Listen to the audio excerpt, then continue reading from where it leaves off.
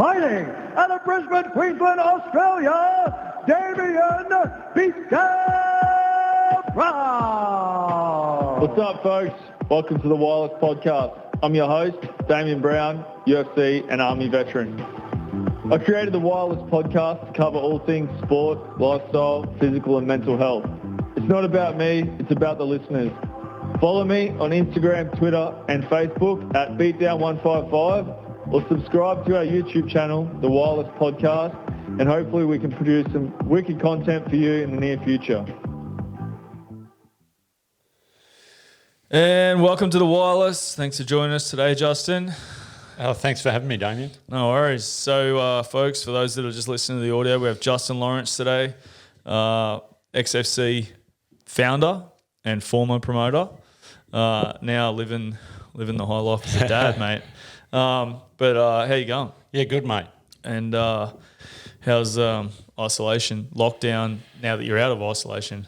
Yeah, mate. Kids are back to school on Monday. I've got a 14-year-old turning 15 and twins literally a year younger than him. So I've been promoting some fights at home. Talking about promoting fights, so you were XFC promoter for a long time. Yep. Over a decade, obviously. How did it start? Where did XFC start? Why? I was doing a bit in the industry prior to XFC.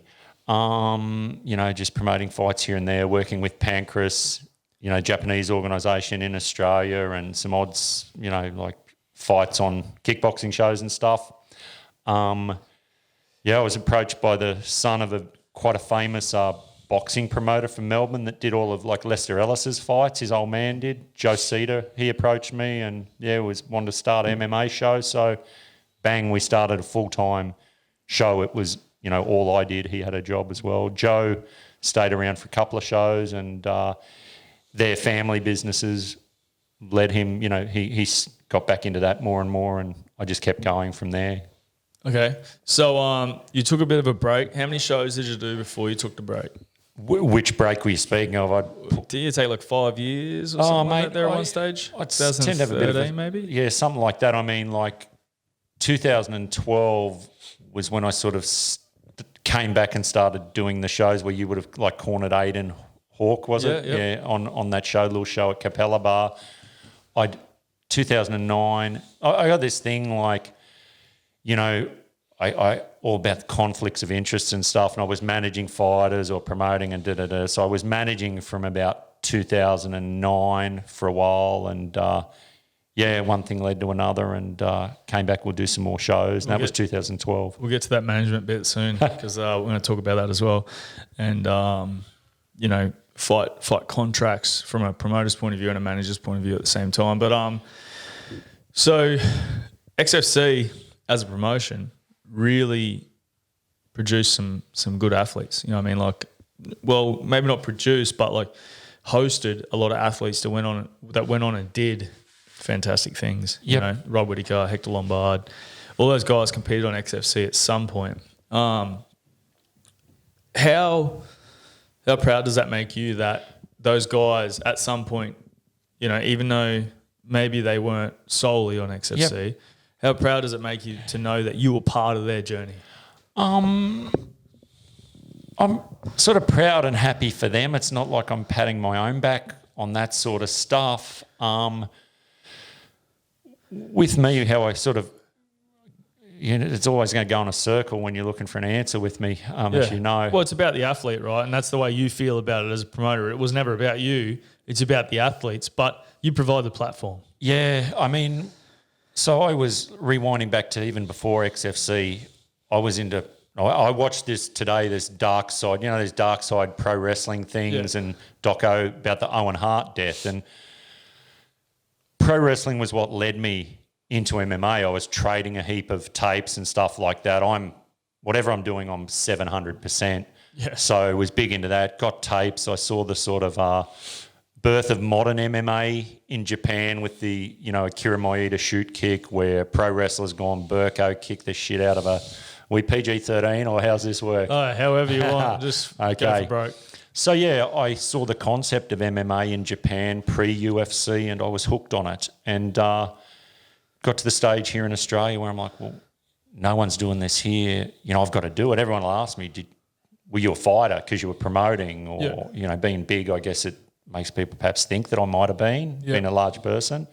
But no, I just saw it and I'm like, mate, this is fucking awesome. Someone's got to do it here. It'll be me. Business, right? Business opportunity. It's like any business. You see a little bit of an opening in a field and you're like, maybe I could fit in there. Like, I don't know if I was looking for a self-opportunity or anything like that. It was like someone's got to do this to, you know, so that we have it here. I may as well do it. And, you know, I felt compelled to do it. And that was sort of what, you know, led me into doing it, was like taking Australian and then Anzac MMA, because I've always seen us as one, us and the Kiwis. You know, we're the same. And very, very proudly with XFC, I think I used more Kiwis than you'd know the number of ones 100%. that I've brought over for you. And always great blokes to have on the show because they're just going to show up, they're going to fight. They're going to be easier not to fight them, to be honest with you. Every time I fought one, I broke something, but yeah. No headaches with them. You know, they're going to show up, they're going to fight, and they're not going to give me any headaches. No, so 100%. I loved working with them. You know, guys like obviously we had Shane coming over. Prior to that, Neil Swales, who was Shane's perhaps original coach, I'm not sure. But Neil fought for me and I managed Neil as well at one stage. And but yeah, with me, it was everything about this is fucking awesome.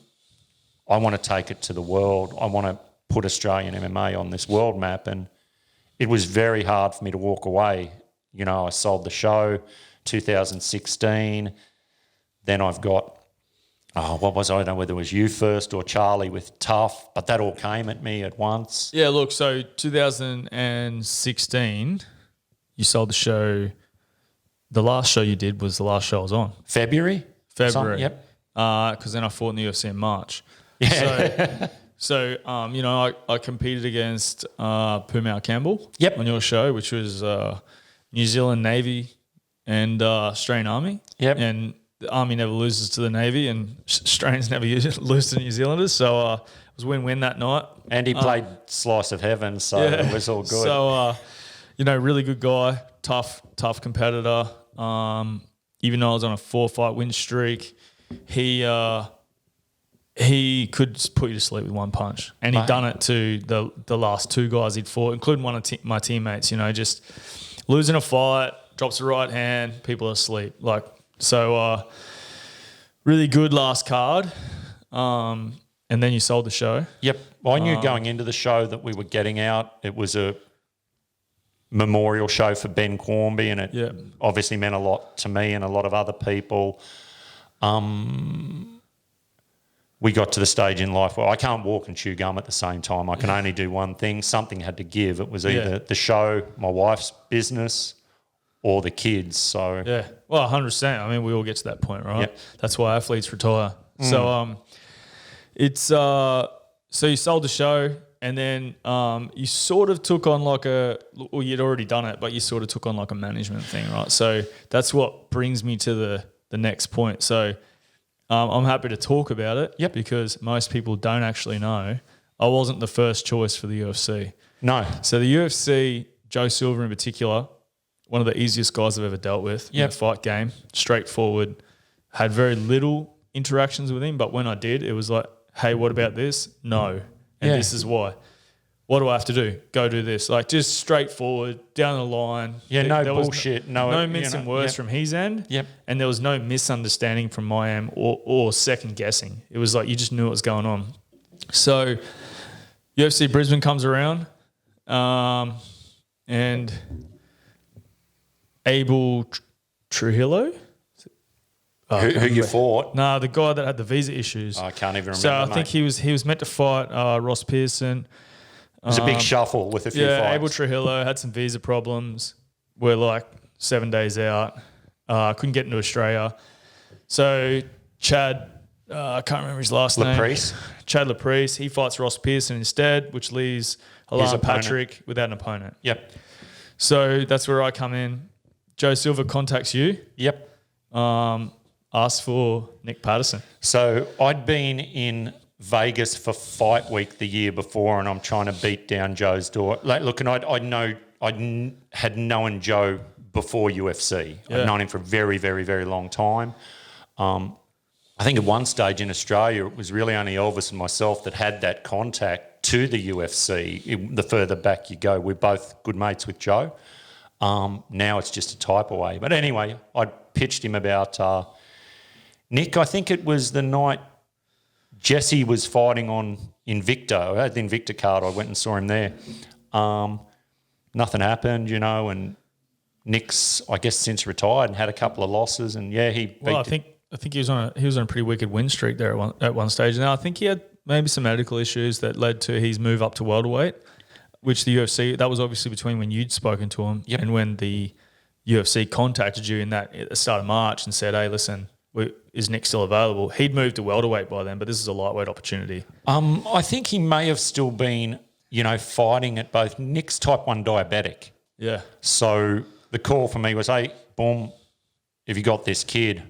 I'm out and about on a Saturday morning and so straight away I'm on to Ed Bavelock. He says no. He says, mate, I just can't make the weight. And I'm like, mate. Which is insane because so many athletes will say yes and miss weight. I told him to. 20%, a little bit of their pride, and they're a UFC athlete. Mate, walk in the door at 75 kilos, get a slap on the wrist, but you're in the door. No. And, it was when that happened, there was, fighters that was my spot. It should have been me and da-da-da-da-da-da. Nick, when you got the spot, it was good on you, Cobber. Yeah. Well done. Well, he said no. He knew where he was at, and being the professional that he is, missing weight for most people as a professional is not. It's not like, oh, miss weight for an opportunity. Yep. You're professional. You're a professional. You say you make weight, you make weight. And he said he couldn't do it. You ring me. The first thing he said to me, hey, listen, I know you want to take the fight, but can you make weight? And I'm like, what kind of question is that? So 13 kilos later in 6 days, and we made our UFC debut. So, as far as managing fighters go, you've certainly managed some fighters, and a lot of managers would make a business out of it. Right. For what reason did you choose to help fighters and not manage them, so to speak, from a financial point of view? So I had managed fighters and, been paid like the whole 10% for fights, 20% for endorsements sort of things. I had been doing that previously.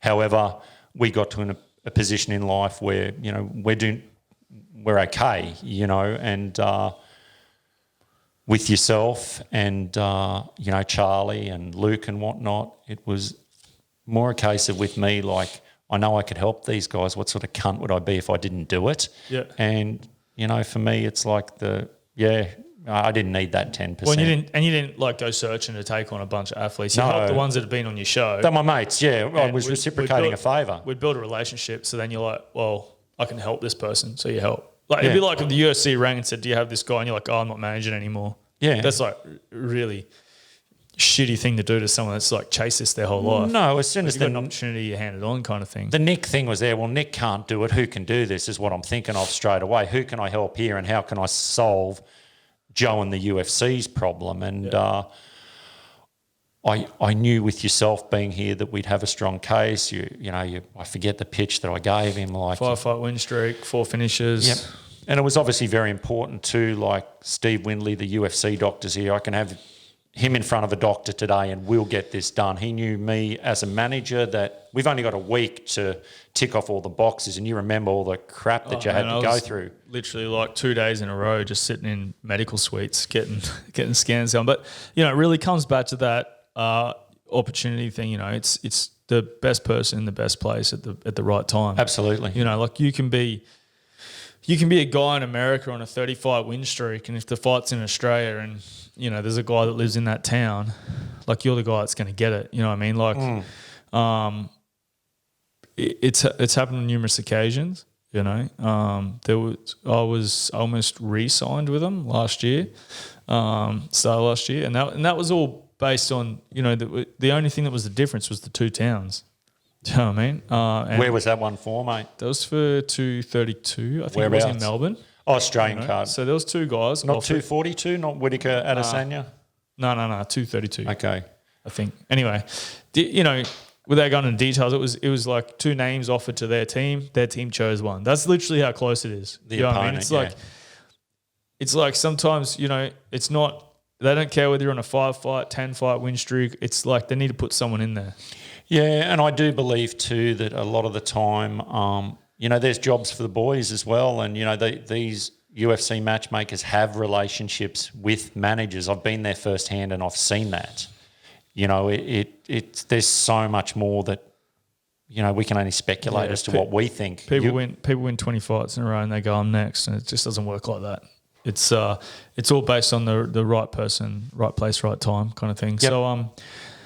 So as far as being a promoter, I thought this was a really good point to bring up today, and you're the perfect person to talk to about it because I feel like as far as being a regional athlete with a regional promotion, and because I'm a coach now as well, I sort of have – it's really helped me with my guys who are starting to compete. But as far as doing deals with fighters on the regional circuit, every fighter seems to think they're worth like $5,000. Yep. Then at the same time, every fighter seems to think that if I get $5,000, I'll fight whoever I want. Then it really come back to – I tried out for that first Ultimate Fighter in Australia. One of the things that was said to us was, if you don't get in today, don't worry. Go away and work on your record and come back. Mm-hmm. It was a real turning point in Australian MMA from my mind. And I haven't been around for a long time. That's a Smashes one with George and Ross? Yeah. So, I've only been around for a decade as far as competing goes. And for me, I felt like in Australian MMA, that was a real turning point. Yep. Like a lot of fighters after that were like, oh, I need the right record.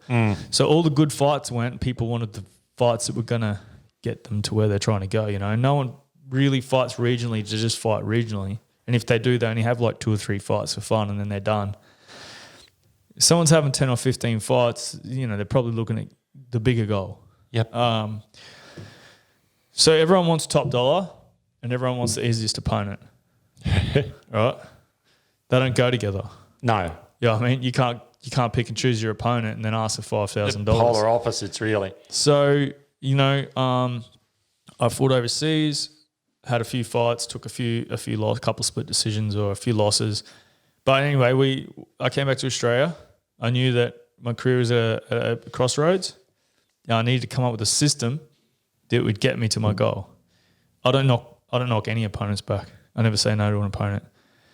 But I'll fight for less. Yep. Do you know what I mean? So from a promoter's point of view, what are you looking for when an athlete comes to you or a coach or a manager and says, hey, I got my guy and I want to get him fights?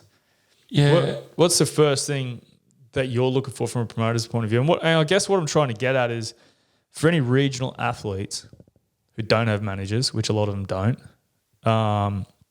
They all have managers and fucking T-shirt deals and Insta likes. Well, a lot of them have coaches that don't really do the management for them either. Do you know what I mean? Coaches and that's it. With my guys, I'm using my nutritional experience as far as competing goes to help them. I'm coaching them. I'm checking their weight. I'm talking. I'm managing them. Like I'm doing everything for them. Do you know what I mean? Like I'm finger on the pulse. My guys are going to get the best match fights. And I don't mean unmatched, like mismatched. Mm-hmm. I mean the best matched fights that they can get and the money that matches that with an understanding of the regional circuit and the fact that promoters don't make a shit ton of money. So it's got to work both ways. But from a promoter's point of view, what are you looking at to start that negotiation period? Like what's the ideal situation an athlete comes to you with? Look, from my situation, and I learned a lesson a long time ago with Mick Green, Tony Green's brother, founder of Integrated or blah, blah, blah up the coast. Yeah. We got Mick a fight in Pancras in Japan and he fought that Koichi Oishi, I think the guy's name was, might have gone on to be a 1. Anyway, Japanese Olympic wrestler, Mick went over there, got a draw or fucking lost a screwy decision, whatever the case might be, but they're like, you're the next Bas Rutten, and I'm like pounding my chest. Yeah, they want to make him Uchi Desi, give him a big contract. And he was like, my journey in this realm is complete. And I'm like, what the fucking hell? Blah, blah, blah. So Mick took 4 fights for 4 friends that had lives had ended prematurely, that passed away. He's a pacifist. Okay. I don't want to fight anymore. Yeah. But I made the mistake of thinking anything that I do to be better than anyone. That's the way that I'm wired. Yeah. As a promoter, I was competitive, and I thought fighters were the same. Now with a fighter, any fighter I talk to, and I would have had the conversation with you. Do you want to make fucking money? Do you want to get to the UFC? Where do you want to go with this? Because I can't help you on a pathway if I don't know where your destination is. Gotcha. So with every individual fighter and coach, it's a matter of having these conversations and seeing where they fit into the mechanism, because not everyone's the same, mate. Someone might be ticking off a bucket list. I just want to do it. Well, that's what I say. Like some regional athletes are like 2 or 3 fights, they're out. Yep. Some think they want the big leagues, not quite tested mentally, pushed before they get there. They take a first loss and they ship off. Now, we've seen it time and time again. Like it's, and it's not a dig at any particular athlete. No. Do you know what I mean? It's just that it's a fucking crazy game. You know what I mean? It's not for everyone. Like combat sports is not for everyone. Yep. Getting punched in the face is not for everyone. Having headaches on Wednesday is not for everyone. No. It's but ideally if you're getting into it, you want to do it wholeheartedly, tested before you get there, put on the performances, get to the goal. But everyone has a different goal, right? So you're looking first of all to understand what the athlete wants. Yeah, see where they want to go and what not. And look, the 2 underlying principles I had with fighting were it's got to be safe and it's got to be fair. So I didn't like kids looking to pad their records. I'm most certainly not going to do that. A lot of these kids looking to get there, and I'll say it, it's not who you fight, it's who you don't fight. And we've seen that without mentioning names. We've seen those fighters all around the world. We will time and time again. But I think it has to be, progressive. And we're seeing more and more measures. When I first started promoting, like when I was doing shows on Jimmy Cass's kickboxing cards here, Adrian Pang fought. We're fucking didn't even have unified rules at that stage, but we're knees and elbows, and it's hitting Sherdog. But now we have these IMAF and other places that are doing, so they have this opportunity to safely Develop. wade into the sport. That wasn't here when you started. Into it. So it's, I think it's important from a promotional point of view for me. Show has to make money. Yeah. It's that simple. And, every show in Australia is like we're Australia's best or premier or whatever. You need a point of difference. That's normal business thing, right? Yeah. Point of difference. For me, it was like bums on seats, money in the bank. And the money, what you'd make on a show to me was just a measure as to the success of the show. Yeah. And I'd say it now that Floyd Mayweather's, you've got to measure him up higher, or McGregor, than some guy that's making $80. Yeah. It's professional fighting. The success of their career is based on that. So for me, I was looking to... And that's why they call it prize fighting. Right? Exactly right. The bigger the prize, the more successful you are. Was, the show make money in bank, bums on seats, and the opportunities that you're creating for fighters was what I was looking to do. So from an athlete point of view, my take on it is that I work out my worth. Yep. All right. And then I scale my worth based on the experience of the opponent. Now, that doesn't happen internationally, right? I fight a guy internationally with 5 fights on Ryzen. I want X amount of dollars. Yep. I don't give a shit whether he's had 5 fights or 300. You see it in the UFC.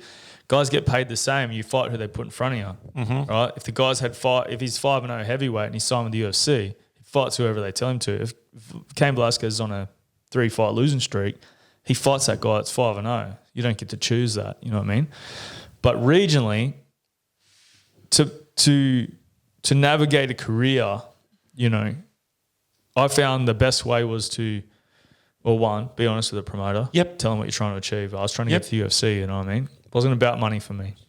It was never about money. If it was, I would have lost a shitload on the way. But it was about navigating my way to the UFC. So I felt like if I put to a promoter, I'll fight for, say, an opponent with 1 to 5 fights, this much. Yeah. 6 to 10, this much. 11 to 15, 15 and above, we need to talk about it. You want to get paid more for Mike Tyson to hit you in the fucking head than Exactly. Pee Wee Herman. It's like I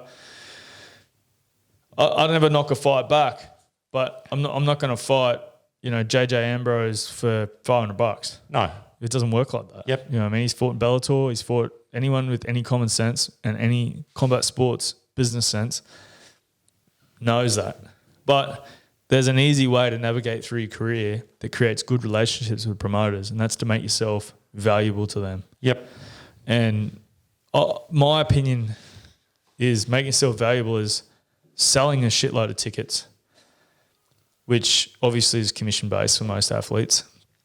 And making yourself affordable. And for me, I found the best way to do that is not to price yourself based on your own experience, but price yourself based on the experience of your opponent. And that puts the ball in the court of the promoter, right? Because then you go, okay, I know what he wants. I know what I can get him. I'm going to get him this, this, and this. And it's like, it's not negotiating. You know what I mean? It's like you could get a guy with 6 to 10 fights. I got to pay him this much money. There's a lot of variables. I know it's coming. Do you know what I mean? Like I set the price and I know it's coming. If it comes, I say yes. And I feel like that was the best way for me to navigate through the regional market without getting all tied around I want $5,000 or I want $3,000 or I want $250, which I've fought for. And I think ego comes into it as too, like, where you've got, fucking, I know this guy's getting 3,000 and I'm better than him. Yeah. So you know what I mean? It's a tricky thing. But it's a relationship between a promoter and an athlete or a coach or a gym, whatever the situation, like anything, if I'm bending over for you and you're doing all the fucking, that relationship's not going to last. Okay. So, that's what you need. It has to work for both parties. Oh, it's give and take, and it doesn't matter whether you're a fighter or a promoter. Anything. It's got to work, hey? It's got to work. It's got to be fair. Yeah. So, now. Right. Promoting, done managing. What's next? Mate, I think, and it was something I haven't spoken about a lot, and I may as well share it with you. Going into the Whittaker Adesanya was a 242. I'm fucking hopeless, mate. Anyway, Melbourne card. Yeah, I think so. So I knew 243? Yeah, whatever it was, 243 maybe. Yeah. I knew that was going to be the last. I wanted to walk away. But I wanted to walk away prior to getting you in the UFC. When I closed up XFC, it was like, poof, we're done.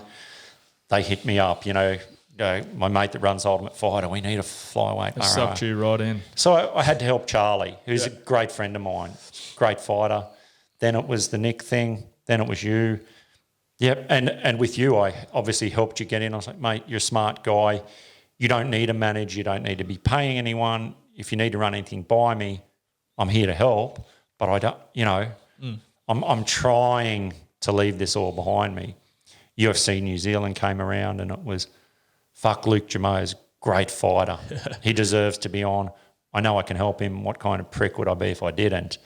So help Luke with his career. But going into the Melbourne one, look, I've got to get out of this. I want to get out of this. Ahead of the fight, I told Lolo, who was coaching Luke, mate, I'm off after this, and I didn't want to tell Luke going into the fight because I didn't want to cloud Luke. Yep. I was having a lot of challenges at that time. I think with there were some things happening with XFC here, with Matt selling the show and, I was sort of being drawn back into that. You're still emotionally attached to what you created, and I think that's normal. And to Matt as a person and caring about him, but it was quite hard on me. Yeah. So you had a lot. It's the same as when you got rid of the show, right? Something had to give.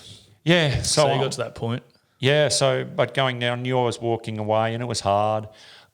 Sitting in Melbourne, though, at the show, in the crowd, I'm cage side watching the show, and you look around and look, I'm not sitting here saying I'm responsible for this. Look what I've created Australian MMA, because I certainly don't think that.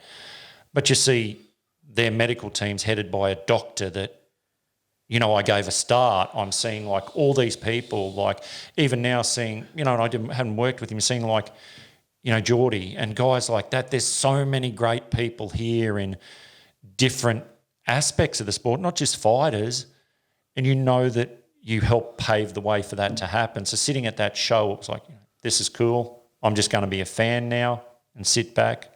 I told Luke after the show, you know, that I'm out. Yeah. I didn't want to tell him before because I didn't want to cloud him going in. Of course. And try to be a fan after that. Went to a couple of shows, went to New Zealand to Dan Hooker's fight, went to Adesanya's fight. Then the world's gone fucking crazy.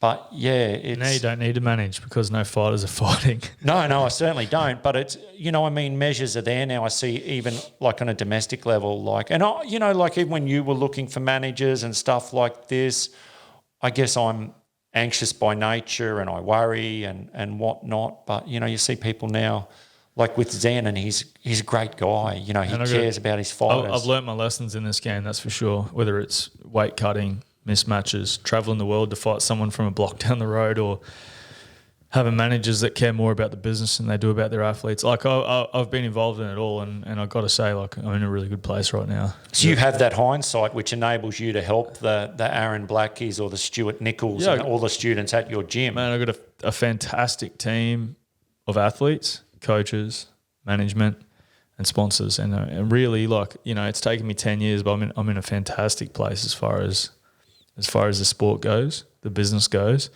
and the transition into the elderly.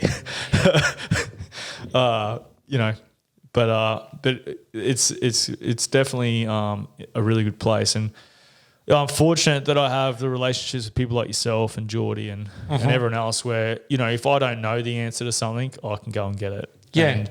And we can have these conversations where we pass on the knowledge to the future athletes or the current athletes on what they can do to help themselves without having to go and spend big dollars on doing it. So I guess if you were to give advice without management, like not manager advice, but like if you were giving advice to an athlete who wanted to go and find their own fights, which lots of them do, they reach out to promoters themselves, or promoters reach out to them, because some of my guys have had people reach out to them and they've only been training for like a year.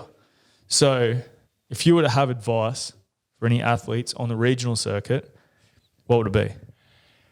Yeah, look, I mean, if we're putting the whole corona thing is like, fuck, we don't know what we're dealing with at the moment. Once upon a time, assuming these people want to, I'd establish where they want to go. If they want to go to the UFC and be that guy, you know, it's used to be a matter of fighting people with winning records and winning. I think now with getting to the UFC, and look, it is the big league. It's where people want to be. Yeah.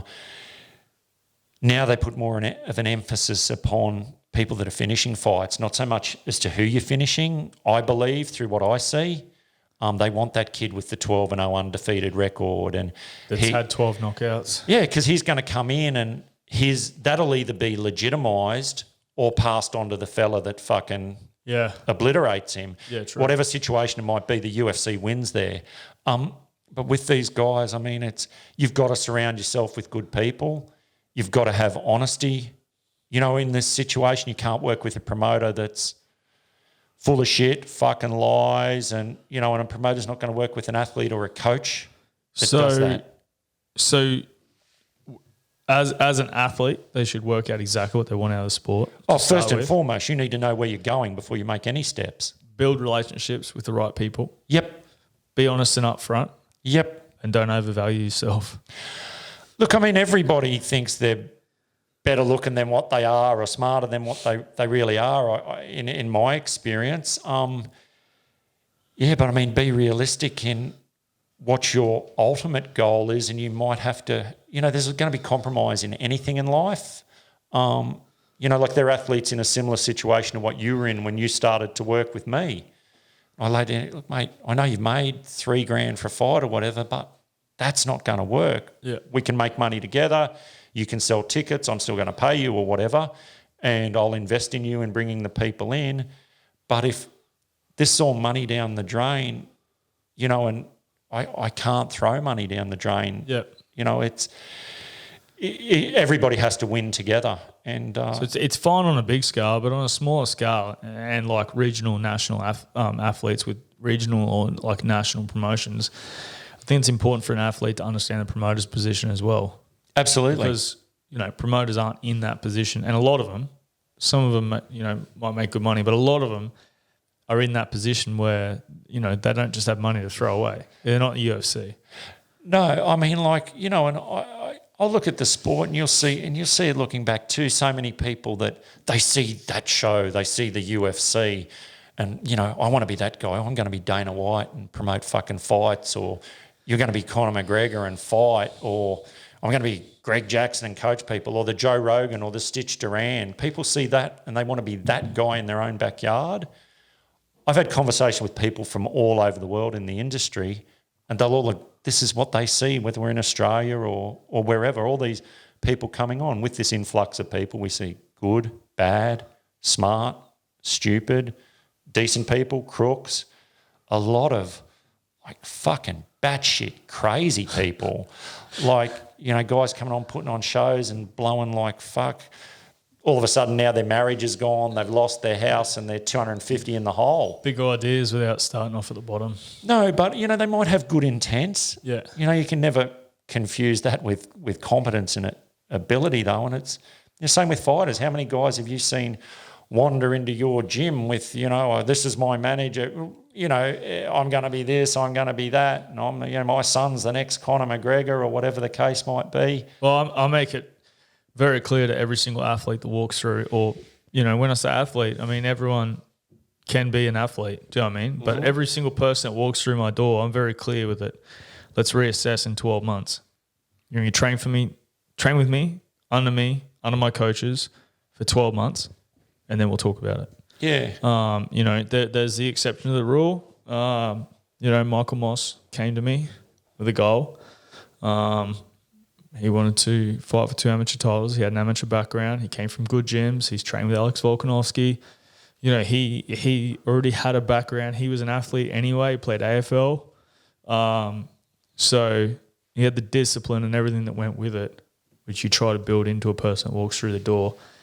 And he was undefeated amateur anyway. So, but generally speaking, we say, give me 12 months.